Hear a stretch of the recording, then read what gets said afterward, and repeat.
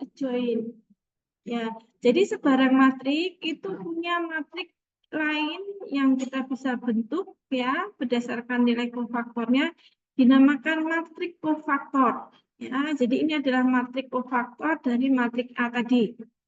Ya, jadi isinya apa toh? Nah, isinya ya kofaktor-kofaktor dari masing-masing antri. Ya, jadi ini kofaktor 1,1, ini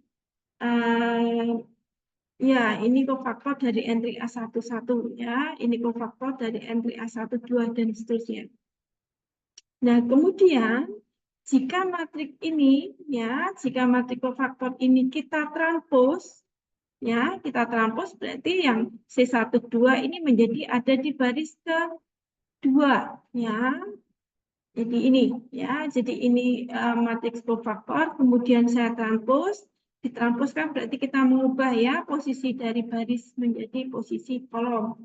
Ini baris yang pertama, C11, C12, ini misalkan sampai order ke N ya, C1N, kita transpose. Nah, ini menjadi kolom yang pertama ya, C11, C12, C1N. Ya, demikian seterusnya. Nah, sehingga misalkan saya mempunyai matriks A, ini matriksnya, kemudian kita sudah mencari kofaktornya, kita dapatkan kofaktornya ini, maka adjoint dari A ya kita transpose ya. Jadi yang baris pertama 12, 6, 16 itu menjadi kolom yang pertama ya. Kemudian baris yang kedua 4, 2, 16 itu menjadi kolom yang kedua ya. Baris yang ketiga ini menjadi kolom yang ketiga. Nah, ini disebut dengan adjoint. Adjoint dari matriks A.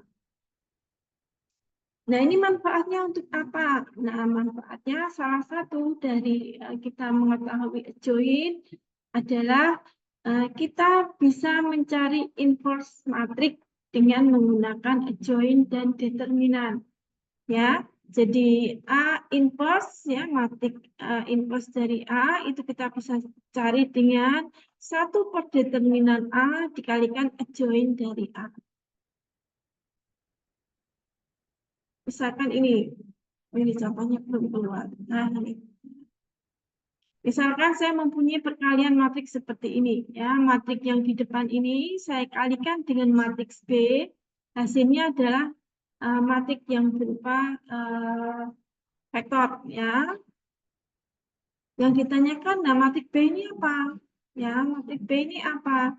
Nah, kita misalkan dulu ya. Jadi misalkan yang sebelah kiri ini adalah matriks A, maka matriks ini akan sama dengan matriks A dikalikan matriks B sama dengan matriks yang di sebelah kanan ini. Kita katakan saja konstanta, gitu ya.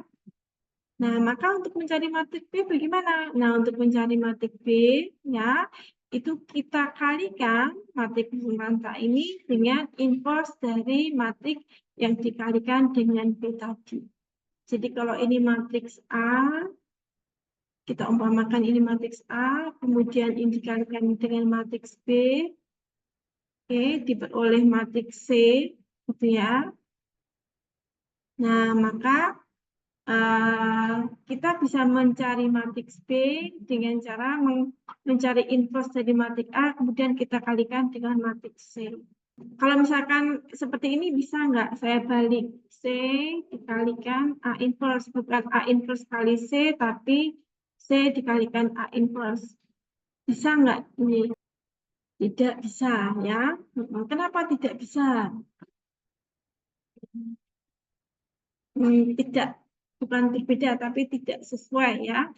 Karena kalau kita mengalihkan matrik itu, maka matrik yang di depan ya itu banyaknya kolom itu harus sama dengan banyaknya baris dari matrik yang di belakang ya. Jadi ini matrik C-nya itu ukurannya 3x1.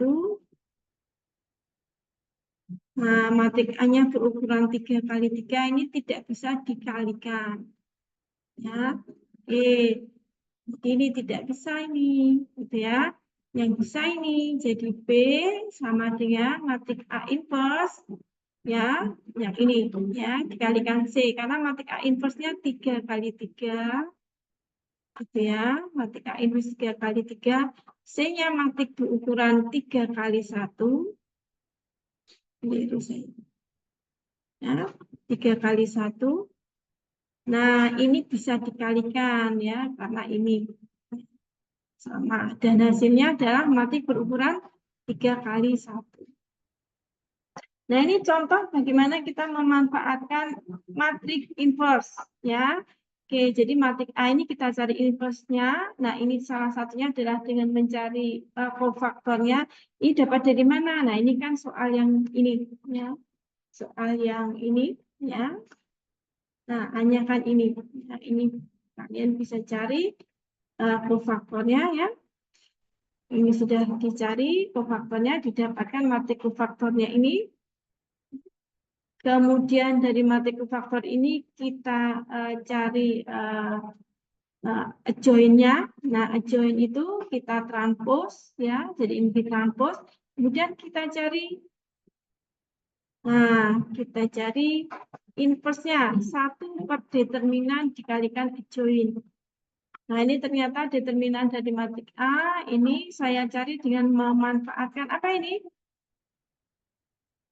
Saya mengikuti baris yang ketiga. Kenapa saya pakai baris yang ketiga ya? Karena ada 0 di sini ya. Jadi nanti ngitungnya nggak usah banyak-banyak karena ada 0.